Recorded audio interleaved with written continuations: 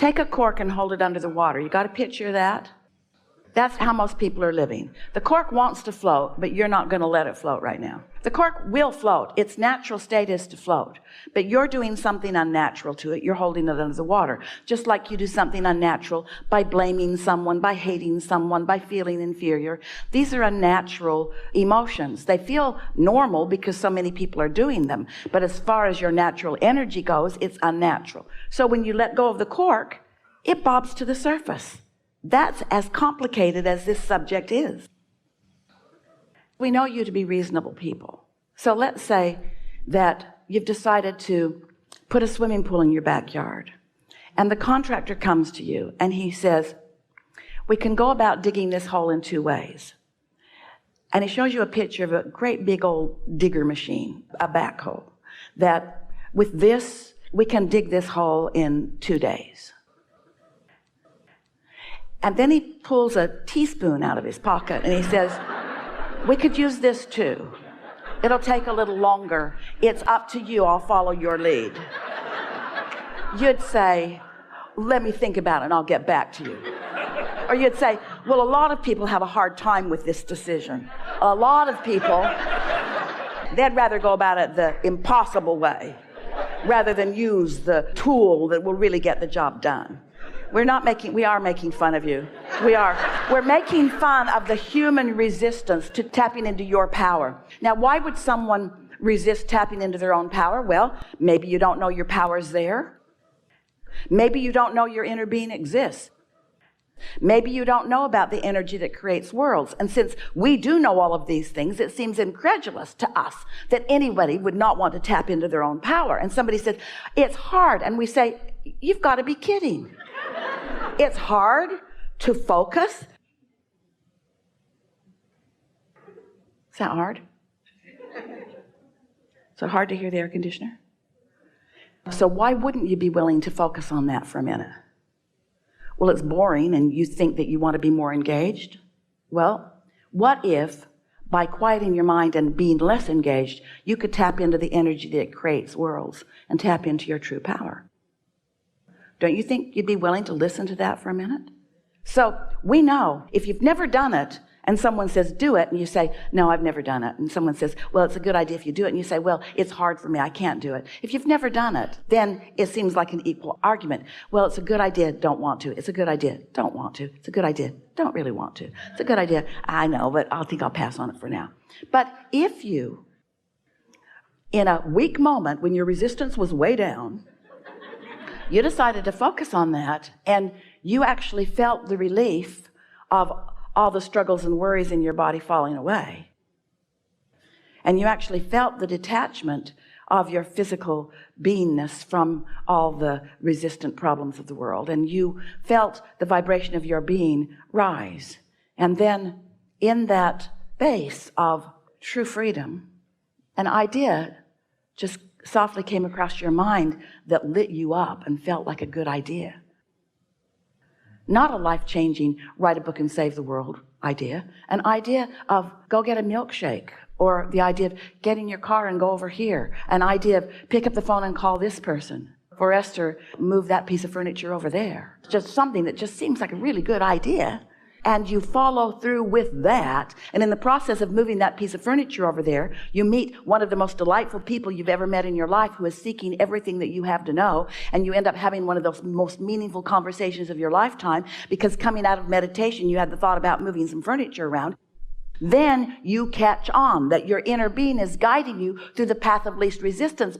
But you've got to be willing to find the path. And when someone says, it's hard for me to meditate, what we hear them say is, I know there's a path out there, but I'm not looking for it right now. I've got a teaspoon in my pocket that's serving me just fine. The argument for not doing it comes from ignorance. It comes from not understanding that you are an extension of source energy, not understanding that your inner being is aware of you and focused upon everything you want. Ignorance about the law of attraction and the power of it. It's just lip service that people offer. Do you know what it really may be? It might be this. It is this. It's exactly this. It's this. It's this. People believe that they must struggle and suffer in order to have gain. And so, really, I just have to sit there and do nothing? That doesn't make any sense. I've been taught my whole life. You got to work the hardest, and you got to be the best, and you got to be seen in the best light. So much has been taught to so many who have not been under the influence of the love of their source. They've been under the influence of other humans who need them to do stuff because they're not under the influence of their source. Think about it. If you don't know about source energy, aren't you going to try to gather a bunch of humans together and convince them to do your bidding? You need to not be selfish, they will say to you. Don't do what feels best to you. You need to follow these rules that feel best to me. And it's surprising that you don't say, wait, that feels off to me. I don't get to be selfish, but you do. And so it's a hard sell for us because humans, they've done a number on you.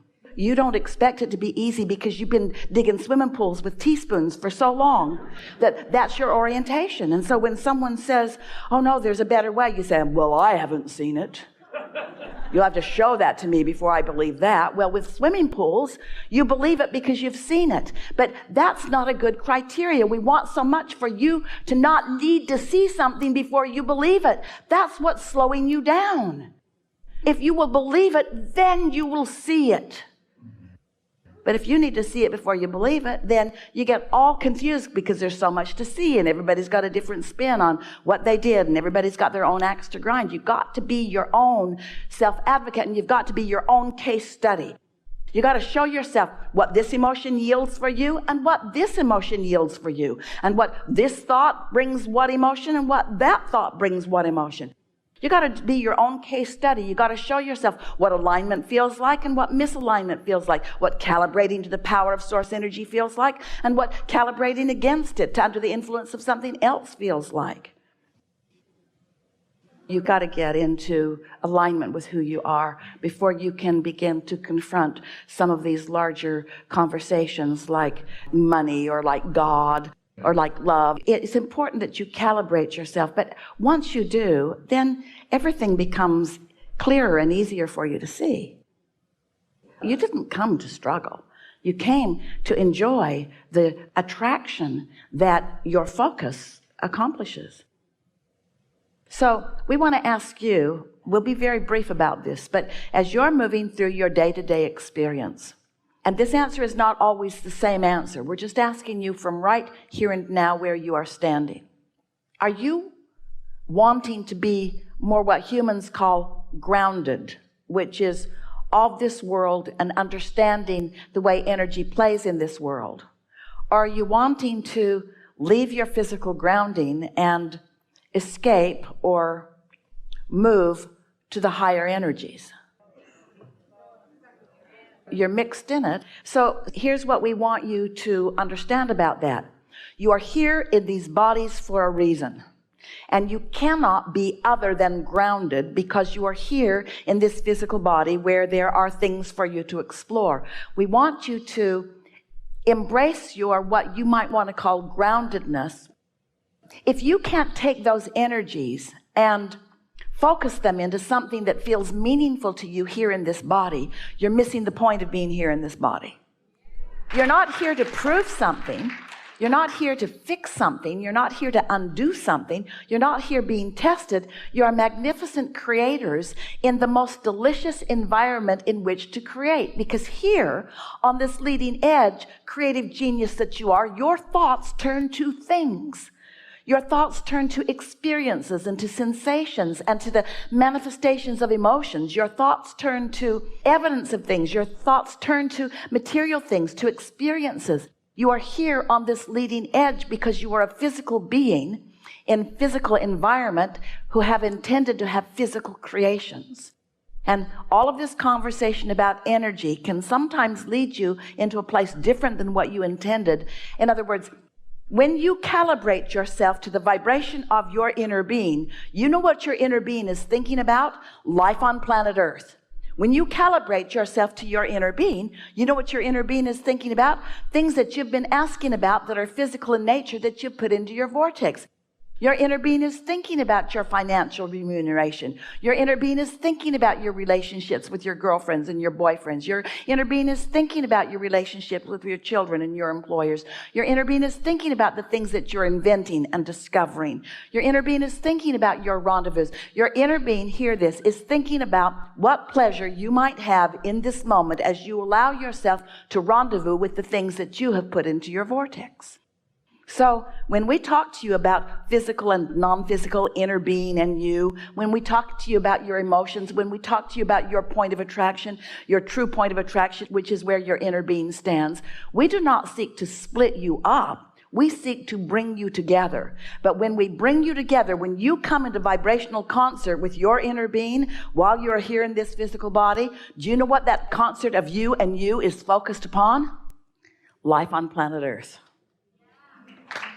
It's about living with each other and loving each other and acknowledging each other and uplifting each other. It's about seeing the things that make you feel like you want to praise them. It's about happy. It's about evolution. It's about expansion. It's about more. It's about color. It's about brightness. It's about sound. It's about music. In other words, don't let yourself think that all of this conversation that we have, while it's spiritual in nature and vibrational nature, don't let it distract you from the importance of you being here in this physical body. You're supposed to be here in this physical body, and you're supposed to like being here in this physical body.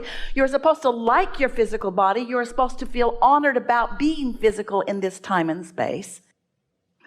And the more you calibrate to who you really are, the more you will know all of these things, the more you will feel it. Esther, before she took her walk yesterday, she was doing her segment intending. And she always writes things that include feelings. And so she wrote, I love the feeling of this sweet air on my face, in my mouth, and in my lungs. I love smelling and feeling and eating this air. And then she said, I love meeting and knowing all these little critters who live on this loop, who often don't show themselves to me, but I know they're there. In other words, she was activating and salivating over her co-creators that she knew were going to be out here on this loop with her this day. She wrote more about other things, but as she's walking the loop, right away, the fragrance in the air was uniquely not fragrant in the sense that it was flowers. It was fragrant in the sense that there was enough moisture in the air that she could smell the ocean in it. And so she just sort of took it in. She felt her entire body rising to the deliciousness of that, like never before. And she knew for sure it was because she got out ahead of it and got herself prepared to recognize it when it met her. She was not reaching to be joyful. She was joyful in her writing. She didn't write to be joyful. She wrote because she is joyful. Can you feel the difference? This segment intending is about how I feel now. I feel loved. I feel blessed. I feel sure. I feel eager. I feel happy. I feel whole. I feel vibrant and alive. Can you feel what that's doing? It's activating her vibrational point of attraction. Then anything that is a vibrational match to how she feels must show itself to her. So Esther's been moving around life. She's been feeling pretty much that way for a long time, and life's been very, very good to her. But it is, so much more satisfying when she identifies something, as we're wanting to get you to do, identifies something, activates it in her vibration, savors it, writes words around it, sits and contemplates how those words feel, calibrating, and then deliberately moves out in the world so that the world can show her that it heard her calibration, that it honors her calibration, that it recognizes her calibration, that it is responding to her calibration. You are the creator of your own reality because you are the calibrator of your own vibration. You just got to accept that you are and do something about it.